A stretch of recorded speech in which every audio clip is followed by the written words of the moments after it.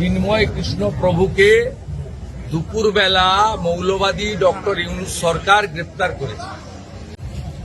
বাংলাদেশের হিন্দুদের অস্তিত্ব রক্ষার লড়াইয়ের যিনি নেতা চিন্ময় কৃষ্ণ প্রভুকে দুপুরবেলা মৌলবাদী ডক্টর ইউনূস সরকার গ্রেপ্তার করেছে।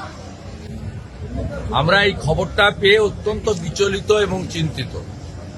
মমতা ব্যানার্জির ফ্যামিলিতে কি মিটিং, সিটিং, ইটিং হয়েছে সেটা নিয়ে উই আর নট ওরিড। আমরা এটা নিয়ে ওরিডও নই, চিন্তিতও নই, আমরা ভাবিতও নই।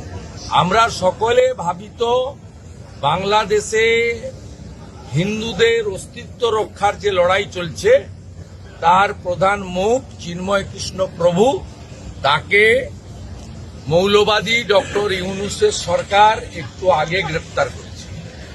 আমরা নিঃশর্ত মুক্তি দাবি করছি। মুক্তি না দিলে বাংলাদেশ ডেপুটি হাই কমিশনেও বিক্ষোভ হবে এবং বাংলাদেশ বর্ডারে সনাতনীরা ধ্বজ নিয়ে অবরোধ করবে, যাতে বাংলাদেশে ভারত থেকে পশ্চিমবঙ্গ দিয়ে আমরা কোনো পরিষেবা নিতে দেব না। অবিলম্বে ইউনূসকে বলবো রাত্রে ইমিডিয়েটলি মুক্তি দিতে হবে।